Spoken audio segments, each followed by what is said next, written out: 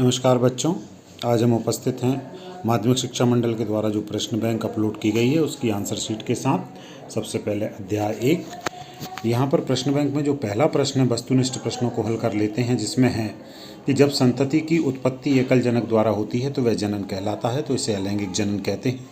क्योंकि एक जनक से अलैंगिक जनन होता है और दो जनक मेल और फीमेल होते हैं तो वो लैंगिक जनन वाली स्थिति होती है। द्विखंडन द्वारा एक जनन कोशिका विभक्त होकर डैश नए जीवों को जन्म देती है, तो ये ऐसी द्विखंडन की विधि से जो जनन है वो प्रोटिस्टा एवं मोनेरा के अंतर्गत होता है। तो इनमें से आप लिख सकते हैं। प्रश्न क्रमांक 3 है, खालिस्तान की पट्टियों में कटे किनारों से अपस्थानिक कलिकाएं उत्पन्न होती हैं। तो पत्तियों के किनारे से ब्रायोफिल्म, जिसे आप अजूबे के नाम से भी जानते हैं, कई जगह से पत्थर चट्टा भी कहा जाता है, इस पौधे में जो जनन की प्रक्रिया है वो पत्ती से छोटी छोटी पत्तियाँ निकल जाती हैं और नया पौधा वहाँ से बन जाता है। खालिस्तान में 12 वर्षों में एक बार पुष्प उत्पन्न होते हैं। तो एक नीला कुरेंजी नाम से एक प्लांट है, उसके अंदर 12 साल में एक बार पुष्प उत्पन्न होते हैं। अब चलते हैं हम 5वें प्रश्न की ओर। 5वां प्रश्न है, अर्धसूत्री विभाजन को खालिस्तान विभाजन भी कहते हैं। तो अर्धसूत्री विभाजन जो होता है इनमें गुणसूत्रों की संख्या आधी हो जाती है, हमको पता है, अर्थात इसे न्यूनकारी विभाजन भी कहते हैं, क्योंकि यहाँ पर न्यून मतलब कमी यहाँ पर हो रही है। आलू में कायिक प्रवर्धन खालिस्तान द्वारा होता है तो कलिका के द्वारा होता है। प्रश्न क्रमांक 7 है, अलैंगिक जनन द्वारा उत्पन्न आनुवांशिक रूप से समान संरचना को क्या कहते हैं? तो ये जो संरचना है वो क्लोन कहलाती है। जूस्पोर्स द्वारा प्रजनन करने वाले एक शैवाल का नाम लिखिए। तो कई सारे शैवाल होते हैं, उन्हीं में से एक है क्लेमाइडोमोनास, जो आपने सुना होगा। ये जूस्पोर्स के द्वारा इसमें प्रजनन होता है। एक 9वां प्रश्न, एक उभयलिंगी जंतु का नाम लिखिए। तो उभयलिंगी जंतु के अंतर्गत केंचुआ आता है, जिसमें मेल और फीमेल हिस्सा दोनों एक ही जीव के अंदर होते हैं। प्रश्न क्रमांक 10 है, एक समाई दिखाई देने वाले युग्मकों को क्या कहते हैं? तो एक समान जो दिखते हैं तो एक समान के लिए सम शब्द का इस्तेमाल करते हैं, और चूंकि युग्मक के संदर्भ में बात है तो सम युग्मक उनको कहेंगे। प्रश्न क्रमांक 11 है, विषम परिस्थितियों में अमीबा में जनन किस विधि के द्वारा होता है?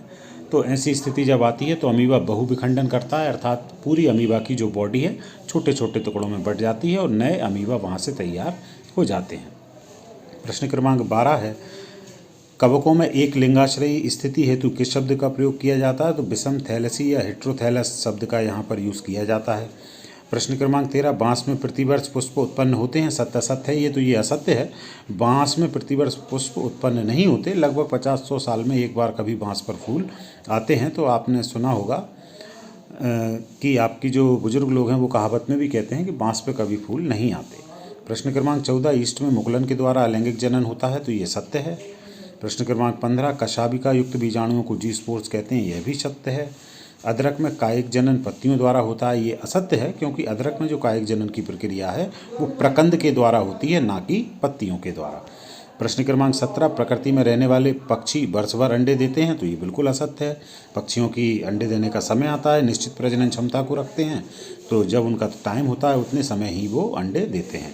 प्रश्न क्रमांक 18, मार्केंसिया एक लिंगाश्रयी पादप है, तो बिल्कुल सत्य है, मार्केंसिया एक लिंगाश्रयी पादप होता है। फिर इसके बाद हम चलते हैं प्रश्न क्रमांक 20 में, जहाँ पर विकल्प है कि मुकुलन द्वारा जनन किस में होता है? तो ये मुकुलन द्वारा जो जनन है वो ईस्ट के अंदर होता है। प्रश्न क्रमांक 21, निम्न में सबसे लंबी जीवन अवधि होती है? तो सबसे लंबी जीवन अवधि कछुए की है, आपने कई कहावतों में भी इसको सुना होगा। प्रश्न क्रमांक 22 को देख लेते हैं, निषेचन के बाद अंडा से परिवर्तित हो जाता है, तो ये फल में परिवर्तित हो जाता है, सभी लोग इसका आंसर जानते भी होंगे। प्रश्न क्रमांक 23 है, निम्न में से कौन सा सजीव प्रजक है? सजीव प्रजक से तात्पर्य होता है ऐसा जीव जो बच्चों को जन्म देता है।